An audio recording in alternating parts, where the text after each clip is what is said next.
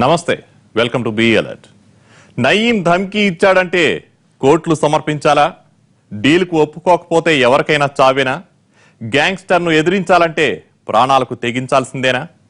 నయీం వార్నింగ్ల గురించి తెలిసిన వాళ్ళ భయం ఇది. అసలు నయీం వార్నింగ్ ఎలా ఉంటుంది? ఏమని బెదిరిస్తాడు? ఎవరెవరి పేర్లు చెబుతాడు? ఎలా లొంగ తీసుకుంటాడు?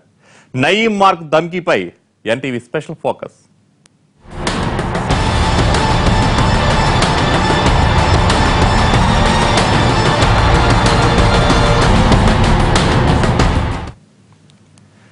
నయీం ఎన్కౌంటర్ జరిగినప్పటి నుంచి భాయ్ అలా ధమ్కీ ఇచ్చేవాడు, ఇలా ధమ్కీ ఇచ్చేవాడు అని చెప్పుకోవడమే తప్ప నిజంగా నయీం వార్నింగ్ స్టైల్ ఎలా ఉంటుందో తెలిసింది కొద్ది మందికే. డబ్బుల కోసం ఓ వ్యాపారిని గ్యాంగ్స్టర్ బెదిరించిన ఆడియో ఎన్టీవీ సంపాదించింది.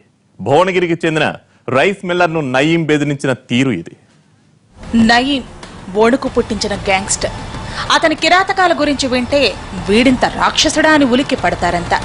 నయీం అరాచకాలన్నీ ఇలాగే ఉంటాయి, కానీ మాటలు మాత్రం నైస్ గా ఉంటాయి. అందరితో భాయ్ అని పిలిపించుకునే నయీం ఎవరికైనా వార్నింగ్ ఇచ్చేటప్పుడు అన్నా అన్నా అని పలకరిస్తాడు. సినిమాల్లో విలన్లు బెదిరించినట్టుగా ఉండనే ఉండదు. అన్నా అన్నా అని మాట్లాడుతూనే ఇవ్వాల్సిన వార్నింగ్ ఇచ్చేస్తాడు. నయీం ధమ్కీ ఎలా ఉంటుందో బయటపెట్టే ఆడియో ఒకటి ఎన్టీవీ సంపాదించింది. భువనగిరికి చెందిన రైస్ మిల్లర్ నాగేంద్రను ₹1,00,00,000 కోసం బెదిరించాడు నయీం. ముందుగా ఎలా పలకరించాడో వినండి. ఏమన్నా అన్ని ఫోన్లు బంద్ చేసినావు? హాస్పిటల్ ఉందండి, వేరే ఉద్దేశం ఉండేది. నాకు హాస్పిటల్ కొంచెం అమౌంట్ అరేంజ్ కాలేదు. నెక్స్ట్ మంత్ చేపిస్తాను. 31st మే వరకు చేసి వచ్చాను. ఏం అమౌంట్ అరేంజ్ కాలేదన్నా? నువ్వు ఇట్లా మాట మారుస్తే చేయడం మంచిదేనా? నేను అట్లా చేయను.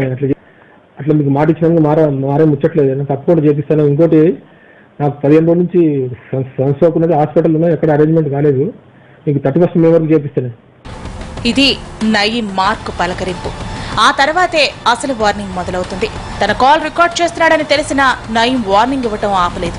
తనకిచ్చిన మాట తప్పాడని వ్యాపారికి ఎలా వార్నింగ్ ఇచ్చాడో చూడండి.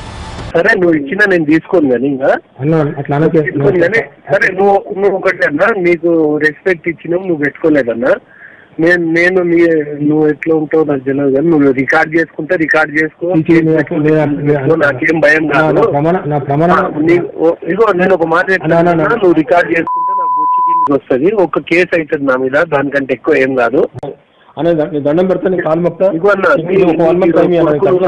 కొడుకులలో ఎవరో నువ్వేమన్నా 31st మే వరకు చేపిచ్చేస్తా.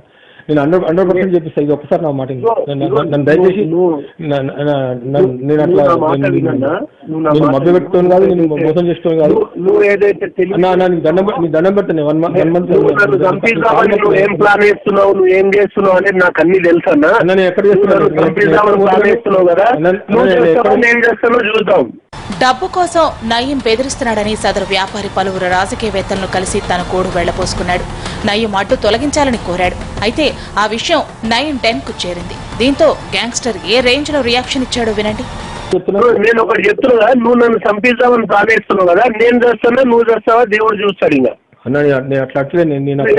ప్లాన్ వేస్తే నువ్వు ప్లాన్ వేస్తే నువ్వు ఏమేమి చేస్తున్నావు, ఎక్కడ పోతున్నావు, నువ్వు ఏం కష్టపడ్డావు, నా పిల్లల మీద నువ్వు ఏం హరాస్మెంట్ చేపిస్తున్నావు, నువ్వు పీడియాకి పెట్టించినావు, నువ్వు ఏమేమి చేసినావు అన్ని నాకు సరే. నువ్వు ఏమేమి చేసినావు పో, నువ్వు సీఎం దగ్గర పోయి కూర్చోవు, నువ్వు ఎవరి దగ్గర పోయి కూర్చోన్నా, నీకు ఇంకా దేవుడే గతి.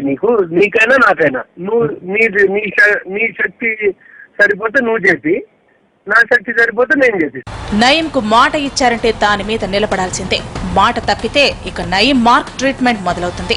నయీం మాటల్లో అదే స్పష్టమవుతోంది. చెప్పిన టైంకు డబ్బులు ఇవ్వలేదని వ్యాపారిని ఇలా బెదిరించాడు.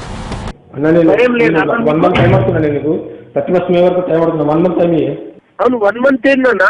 నువ్వు ఇప్పుడు ఇవాళ చెప్తున్నావు 1 month అని. ఆ రోజంతా నువ్వు ఎట్లా అన్నా, నువ్వు ఇచ్చినా నేను తీసుకొని చూడన్నా, నీకు చెప్తున్నా. నీకు తర్వాత ఏమన్నా ఇబ్బంది అయితే నాకు ఏం చెప్పొద్దు. ఇంకా కేసు పెట్టుకో, ఏమన్నా చెప్తాము. ఎవరైనా నాకు చేసి ఉంటారా, ఇట్లా మాట ఇచ్చి తప్పి ఉంటారా, ఇంత ధైర్యం చేసిందా? మరి నువ్వు చేసినావు, మరి నీకేమనాలి? నేను నా బాధ్యత ఏంటంటే నీకేం జరుగుతుంది అనేది ముందే చెప్తున్నా. నువ్వు కాపాడుకోగలిగితే నువ్వు కాపాడుకో, అంతే. తీసుకోను. 1 month టైం చేయాలి నాకు. 1 month టైం దండం పెట్టాను. అవునన్నా, నువ్వు ఇట్లా టైం నువ్వు ఏమనుకుంటున్నావు అంటే 1 month చచ్చిపోతాడు కదా, చచ్చిపోతే మిగిలిపోతే అని అనుకుంటున్నావు కదా. నేను కావాలి రే అన్న, నేను అట్లా మాట్లాడుతున్నా, ప్రమాణంగా నేను మాట్లాడుతున్నా, ఆలోచన లేదండి నాకు. సదరు వ్యాపారి కాళ్ల వేళ్ల పడేసరికి నయీం కాస్త దిగొచ్చాడు. మొత్తానికి దిగొచ్చాడు. 4 రోజుల టైం ఇచ్చాడు. 4 రోజుల్లో డబ్బులు ఇవ్వకపోతే ఏం జరుగుతుందో కూడా చెప్పాడు. మీద నాకు డౌట్ ఉంది, నువ్వే పీడీ యాక్ట్ అన్ని ప్రెషర్ వేసి చేయించినావు అని నాకు డౌట్ ఉంది. కాబట్టి నీకు నేను 4 రోజులు టైం ఇవ్వలేను. నువ్వు సగం పేమెంట్ ఇవాళ సాయంత్రం వరకు సగం పేమెంట్ చేసుకో. ఇవాళ నువ్వు సగం పేమెంట్ చేసుకో, 15 days లో నువ్వు సగం పేమెంట్ చేసుకో. నాకు ఎవరు చేయాలో కాంటాక్ట్ చేయాలో కూడా నాకు తెలుస్తలేదన్నా. ఎవరికి ఇవ్వాలేంది నీకు భాషమన్నా చేస్తాడని చెప్పినా కదా, ఎవరైనా పిల్లలు వస్తాడు ఇవ్వాలని చెప్పినా కదా నీకు. అన్న ఎట్లన్నా చేసి 4 రోజులు ఆపినాను. 4 రోజులు ఆపలేనన్నా, నువ్వు నాకు పిచ్చి లేపకన్నా. నేను కాల్ మొక్కుతున్నాయి. 1 month ఆగే, 1 month ఆగి. 1 month నా జీవితంలో నేను ఎవరిని ఇంతవరకు రిక్వెస్ట్ చేయలేదు. నేను రిక్వెస్ట్ చేస్తున్నా, నాకు 1 month ఆ టైం ఇయ్యాను. 30% మీ వరకు చేపిస్తానే. నేను కాలు మొక్కుతున్నాయి, నీ దండం పెడుతున్నాయి, మళ్ళీ మాడబోతాను. నా మాట దండం పెడతాను, నీ దాన్ని కాలు మొక్కుతున్నాను. సరే, నువ్వు 10 రూపాయలు ఎక్కువ ఇవ్వాలి. ఏమన్నా నాకేం పెట్టదు ఇక. నీ కాలు మొక్కుతా అంటున్నా కదా, 30% మీ వరకు టైం ఇవ్వాలి. నాకేం నువ్వేమన్నా నేను చేయను. దాని తర్వాత ఏం చేయాలో చేసుకుంటాను. సరే మంచిదన్న, 30% కూడా చేపిస్తాను. అది మంచిది. అవును, ఎప్పుడు చేయాలి మరి? నీకు ఫోన్ ఎప్పుడు చేయాలి? నువ్వు ఫోన్ ఎందుకు 30% చేపిస్తాను. దాని టైం ఇచ్చే 1 month. అవును, నా 30% చేయొద్దు ఆ ఫోన్. మరి మళ్ళీ నీకు అప్పుడు ఫోన్లు బంద్ పెట్టుకుంటావా? ఇప్పుడు బంద్ ఏం పెట్టుకోలేదన్న. నేను హాస్పిటల్ ఉన్నా. నువ్వు మంచిగా ఉంటేనేమో నేను మంచిగా ఉంటా, నువ్వు చెడ్డగా ఉంటే నేను చేసేది నేను చేయాల్సి వస్తుంది. నేను చెప్తున్నా, నేను ఆ రోజు నువ్వు ఒకవేళ నువ్వు ఏమేమి చేపిస్తున్నావో అదే నేను 31 తారీఖు ఫోన్ చేస్తాను. మంచిదన్న, థ్యాంక్ యూ అన్న. నేను చేస్తా, లేకపోతే భాషమన్న చేస్తాడు. నువ్వు ఫోన్ ఆన్ పెట్టుకో. సరే మంచిదన్న. ఇది నయీం వార్నింగ్ ఇచ్చే స్టైల్. బూతులుండవు, వాయిస్ పెంచి బెదిరించడాలు ఉండవు. అన్నా అన్నా అంటూనే తనకు కావాల్సింది రాబట్టుకోవడం నయీంకు బాగా తెలుసు. అసలు ఎవరి వ్యాపారి? నయీంతో సంబంధం ఏంటి? గ్యాంగ్స్టర్ కు ఎలా టార్గెట్ అయ్యాడు? వీరిద్దరి మధ్య లావాదేవీలు ఎలా మొదలయ్యాయి? బెదిరింపులు ఎక్కడి వరకు తీసుకెళ్లాయి? ఒకసారి చూద్దాం. నయీం బెదిరించిన వ్యాపారి పేరు నాగేంద్ర. నల్గొండ జిల్లా రైస్ మిల్లర్ల అసోసియేషన్ అధ్యక్షుడు. భువనగిరిలో పలు వ్యాపారాలున్నాయి. పెట్రోల్ బంకులు నిర్వహిస్తున్నాడు. నాగేంద్ర పెట్రోల్ బంకులను కృష్ణ చూసుకుంటాడు. మార్చిలో ఓ రోజు నయీం అనుచరుడు పాసం శ్రీను మనుషులు కృష్ణకు ఫోన్ చేశారు. భాయ్ అర్జెంటుగా కలవాలనుకుంటున్నాడని చెప్పారు. ఇదే విషయాన్ని కృష్ణ నాగేంద్రకు చెప్పాడు. దీంతో నాగేంద్ర నయీం మనుషులకు లైన్లోకి వచ్చాడు. నాగేంద్ర 4 రోజులు వాయిదా వేస్తూ వచ్చాడు. దీంతో నయీం అనుచరులు నేరుగా కాంటాక్ట్ లోకి వచ్చారు. అయితే తన ఆసుపత్రిలో ఉన్నానని, తర్వాత కలుస్తానని నాగేంద్ర చెప్పుకొచ్చాడు.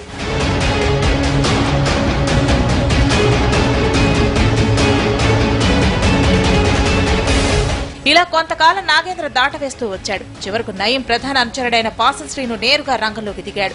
నాగేంద్రతో మాట్లాడాడు. అన్న 5 కోట్లు అడుగుతున్నాడు, 4 రోజుల్లో ఇచ్చేయాలని ఆర్డర్ ఇచ్చాడు. లేకపోతే పరిణామాలు తీవ్రంగా ఉంటాయని హెచ్చరించాడు. బిజినెస్ సరిగ్గా లేదని, అన్ని కోట్లు ఎక్కడుంటాయని నాగేంద్ర బదిలిచ్చాడు. అన్న లైన్లోకి వస్తే నీకే ఇబ్బంది, చూసుకో మరి అంటూ పాసం శ్రీను వార్నింగ్ ఇచ్చి వదిలేశాడు. ఇలా ఏప్రిల్ వరకు కొనసాగింది. నయీం మనుషుల బెదిరింపులకు భయపడ్డ నాగేంద్ర టీఆర్ఎస్ ఎమ్మెల్సీని కలిశాడు. డబ్బుల కోసం నయీం బెదిరిస్తున్నాడని చెప్పాడు. అయితే వాడు గ్యాంగ్స్టర్, వాడితో ఎందుకు పెట్టుకుంటావు? డబ్బులు ఇచ్చి సెటిల్ చేసుకోమని సలహా ఇచ్చారు సదరు ఎమ్మెల్సీ. దీంతో వ్యాపారి ఫోన్లన్నీ స్విచ్ ఆఫ్ చేసి పెట్టుకున్నాడు. తర్వాత ఎమ్మెల్సీ నుంచి వ్యాపారికి కాల్ వచ్చింది. భాయ్ నీతో మాట్లాడతాడంట, ఫోన్ ఆన్ చేసుకోమని చెప్పాడు. నాగేంద్ర ఈ మాటల్ని పట్టించుకోలేదు.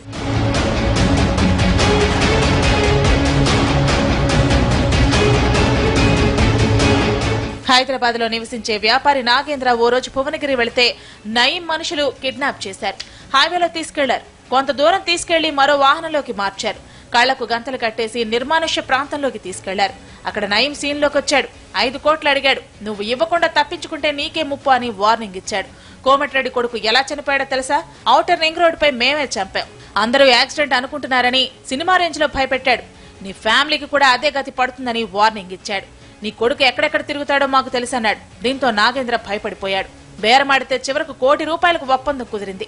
కొంత టైం ఇవ్వండి అడిగిన నాగేంద్ర ఆ తర్వాత ఫోన్లు స్విచ్ ఆఫ్ చేసుకుని ఆసుపత్రిలో అడ్మిట్ అయ్యాడు. కొంతకాలం తర్వాత ఫోన్ ఆన్ చేస్తే అర్జెంటుగా కాల్ చేయి, లేకపోతే లేపేస్తామని నయీం నుంచి మెసేజ్ వచ్చింది. ఆ తర్వాత నయీంతో మాట్లాడాడు నాగేంద్ర. అప్పుడే నయీం తన స్టైల్లో మరోసారి వార్నింగ్ ఇచ్చాడు. నేను ఒకటి చెప్తున్నా, నువ్వు నన్ను చంపిద్దామని ప్లానేస్తున్నావు కదా, నేను చేస్తున్నా నువ్వు చేస్తావా దేవుడు చూస్తాడు. ఇంకా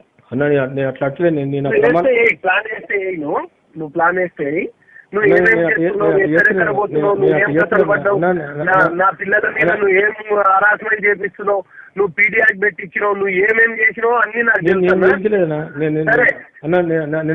నువ్వు ఏమేం చేసినావు పో, నువ్వు సీఎం దగ్గర పోయి కూర్చో, నువ్వు ఎవరి దగ్గర పోయి కూర్చో అన్నా, నీకు ఇంకా దేవుడే గతి, నీకైనా నాకైనా. నువ్వు నీ శక్తి సరిపోతే నువ్వు చేసి, నా శక్తి సరిపోతే నేను చేసి.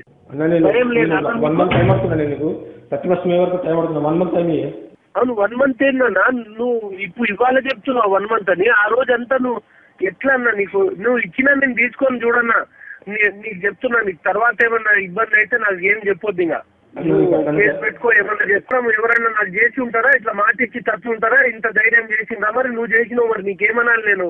నా బాధ్యత ఏంటంటే నీకేం జరుగుతుంది అనేది ముందే చెప్తున్నా. నువ్వు కాపాడుకోగలిగితే నువ్వు కాపాడుకో, అంతే. తీసుకోను. 1 month టైం చేయాలి నాకు, 1 month టైం చేయాలి. దండం పెట్టినా అవునన్నా. నువ్వు ఏమనుకుంటున్నావు అంటే 1 month చచ్చిపోతావు కదా, చచ్చిపోతే మిగిలిపోతే అని అనుకుంటున్నావు కదా. నేను రావాలరా రే అన్న, నేను అట్లా మాట్లాడుతున్నాను, నా ప్రమాణంగా నేను మాట్లాడుతున్నా, ఆలోచన లేదండి నాకు. నీ మీద నాకు డౌట్ ఉంది. నువ్వే పీడీ యాక్ట్ అన్ని ప్రెషర్ వేసి చేయించినావు అని నాకు డౌట్ ఉంది. కాబట్టి నీకు నేను నెల రోజులు టైం ఇవ్వలేను. నువ్వు సగం పేమెంట్ ఇవాళ సాయంత్రం వరకు సగం పేమెంట్ చేసుకో. నువ్వు సగం పేమెంట్ చేసుకో. 15 days లో నువ్వు సగం పేమెంట్ చేసుకో. అప్పటి నుంచి నయీంకు దొరకకుండా అజ్ఞాతంలోకి వెళ్లిపోయాడు నాగేంద్ర. అయితే ఎన్కౌంటర్ లో నయీం చనిపోవడంతో నాగేంద్ర అజ్ఞాతం వీడాడు. నయీం ఎన్కౌంటర్ బాధితులంతా పోలీసులను ఆశ్రయిస్తుండటంతో నాగేంద్ర కూడా భువనగిరి పోలీస్ స్టేషన్ లో ఫిర్యాదు చేశాడు. నయీం తనను బెదిరించిన తీరును వివరిస్తూ కంప్లైంట్ ఇచ్చాడు. నయీంతో మాట్లాడిన ఆడియోలను పోలీసులకు అందజేశాడు. అయితే ఈ వ్యవహారంలో మరో టీఆర్ఎస్ ఎమ్మెల్సీ పేరు బయటకు రావడం సంచలనంగా మారింది. ఇప్పటికే ఓ ఎమ్మెల్సీ నయీంకు బినామీ అన్న వార్తలు కలకలం రేపాయి. ఇప్పుడు ఇంకో ఎమ్మెల్సీ పేరు ఏకంగా ఎఫ్ఐఆర్ లో ప్రస్తావనకు రావడం చర్చనీయాంశమవుతోంది. ఇది